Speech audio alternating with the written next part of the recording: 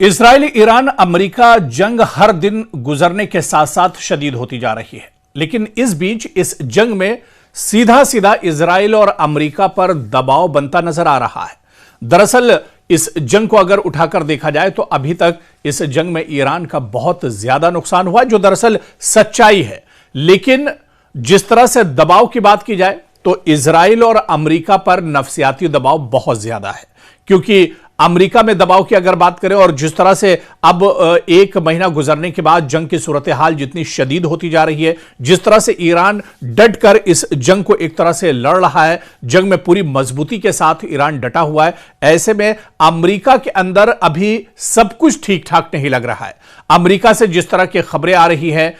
यहां पर कई बड़े जो अफसर हैं, कई बड़े जो अधिकारी हैं, उन्हें उनके ओहदे से फौरन हटा दिया गया है। चाहे आर्मी चीफ की बात की जाए, चाहे FBI डायरेक्टर की बात की जाए, या इसी तरह से अटॉर्नी जनरल की बात की जाए, कई बड़े ओहदों से अमेरिका में जो अधिकारी हैं, जो ट्रंप टीम का हिस्सा थे, दरअसल जो ट्रंप के बहुत करीबी माने जाते थे, उन्हें फौरन उनके ओहदों से हटा दिया गया है। और माहिरीन यही कह रहे हैं कि दरअसल इस जंग को लेकर डोनाल्ड ट्रंप पर बहुत ज्यादा प्रेशर है, अमेरिका पर बहुत ज्यादा अब प्रेशर बढ़ता जा रहा है। ऐसे में अब कहीं ना कहीं तमाम चीजें निकलकर सामने आ रही हैं और अब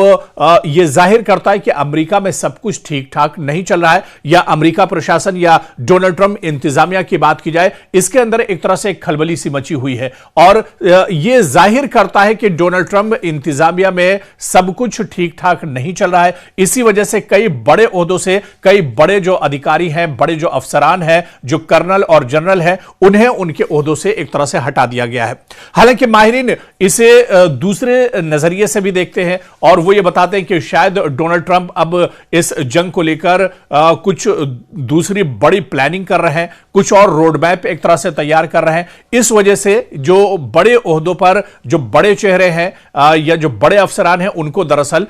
एक तरह से उनकी जिम्मेदारियों से बरी कर दिया गया, हटा दिया गया है। हालांकि अगर पहली नजर में देखिए तो जब से जंग शुरू हुई थी, यही बड़े नाम दरअसल अपने ओहदों पर फाइज थे और अपनी जिम्मेदारियां निभा रहे थे। लेकिन एक महीने की जंग गुजरने के बाद जहां पर अमेरिका पूरी तरह से दबाव में है, डोनाल्ड ट्रंप पर नफसियाती दबाव साफ तौर पर देखा जा सकता है। और जब भी डोनाल्ड ट्रंप प्रेस कॉन्फ्रेंस कर रहे हैं, जब भी डोनाल्ड ट्रंप मीडिया के सामने आ रहे हैं, उस वक्त उनका जो बॉडी लैंग्वेज है वो ये साफ तौर से बताता है कि कहीं ना कहीं अमेरिका दबाव में है, डोनाल्ड ट्रंप एक तरह से दबाव में है इस जंग को लेकर, और इसी वजह से ये बड़े फैसले और बड़े कदम अब अमेरिका को उठाने पड़ रहे हैं। क्या वाकई में अमेरिका इस जंग को पूरी तरह से हार चुका है? वो अमेरिका जो दरअसल दुनिया का सुपर पावर कहलाता है, वो अमेरिका जिसकी पूरी दुनिया पर एक धाक है, वो अमेरिका जिसकी चौधराहट दरअसल पूरी दुनिया पर मानी जाती है, क्या वो ईरान जंग में बुरी तरह से फंस चुका है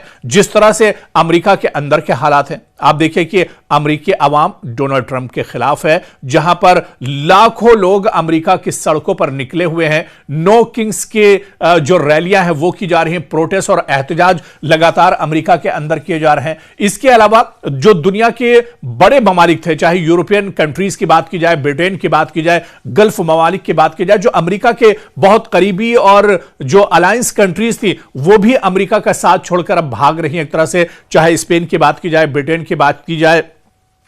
या दूसरे और जो ममालिक हैं उनकी बात की जाए, वो सब कहीं ना कहीं अब ईरान के अमेरिका के साथ एक तरह से नहीं है। हालांकि पूरी तरह से ये अमेरिका के अगेंस्ट तो नहीं है, लेकिन अमेरिका के साथ भी नहीं है, और इसी वजह से डोनाल्ड ट्रंप पर एक नफसियाती दबाव एक तरह से बढ़ता जा रहा है। तो ऐसे में माहिरीन यही मानकर चल रहे हैं कि अमेरिका इस जंग में बुरी तरह से फंस चुका है। आप देखिए कि डोनाल्ड ट्रंप कोई हतमी फैसला नहीं ले पा रहे हैं, किसी नतीजे पर इस जंग को लेकर नहीं पहुंच पा रहे हैं। कभी वो कहते हैं कि जंग में और ज्यादा तेजी लाई जाएगी, कभी वो कहते हैं कि जमीन पर अमेरिकी फौजी उतारे जाएंगे, कभी वो कहते हैं कि यह जंग बहुत जल्द एक तरह से खत्म हो जाएगी, कभी उनकी तरफ से यह बयान आता है कि यह जंग लंबी भी चल सकती है। तो दरअसल डोनाल्ड ट्रंप अब पूरी तरह से कंफ्यूजन के शिकार हैं, नफसियाती दबाव उनके ऊपर पूरे तौर से देखा जा रहा है, और यही वजह है कि अमेरिका के अंदर जो बड़े ओहदों पर जो बड़े अधिकारी हैं, अब उनके न सिर्फ तबादले हो रहे हैं, बल्कि उनको ओहदों से एक तरह से हटाया भी जा रहा है। एफबीआई डायरेक्टर को उनके ओहदे से हटा दिया गया, इस्तीफा देना पड़ा है। आर्मी चीफ को एक तरह से फौरन इस जंग के बीच में हटाया गया है। अटॉर्नी जनरल को एक तरह से बर्खास्त कर दिया गया है। तो ये बड़े चेहरे हैं और आर्मी के अंदर भी कई बड़े जनरल और जो कर्नल्स हैं उन्हें एक तरह से अपने ओहदे गंवाने पड़े हैं और उनके ओहदों से इन जनरल और कर्नल्स को एक तरह से हटा दिया गया है। तो कुल मिलाकर ईरान का इस जंग में नुकसान भले ही बहुत ज्यादा हुआ हो, बड़े पैमाने पर ईरान के अंदर जानी और माली नुकसान हुआ है, लेकिन जो वकार और इज्जत की जो मार है जो एक तरह से अमेरिका और इजराइल पर पड़ी है, और सबसे ज्यादा इसमें जो पोल खुली है वो दरअसल अमेरिका की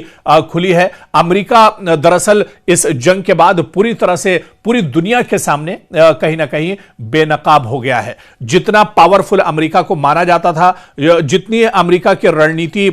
या उसका जो पूरा मैकेनिज्म और रोड मैप के बारे में अमेरिका पूरी दुनिया में समझा जाता था, जितना मजबूत और ताकतवर, वो तमाम चीजें अब खुलकर सामने आ गई। क्योंकि एक तरफ ईरान जैसी बहुत कमजोर ताकत और दूसरी तरफ सुपर पावर, यानी कोई मुकाबला अमेरिका के सामने ईरान का नहीं था, फिर भी ईरान ने पूरी मजबूती के साथ जंग लड़ी है। एक महीना गुजरने के बाद भी ईरान पूरी तरह से अमेरिका और इजराइल की नाक में दम किए हुआ है, और यही वजह है कि अमेरिका और इजराइल के अंदर लगातार अपनी हुकूमतों के खिलाफ अब अवाम उठ खड़े हुए हैं, और अवाम लगातार इस जंग को लेकर अपनी ही सरकार पर अब कहीं ना कहीं दबाव बनाते दिख रहे हैं।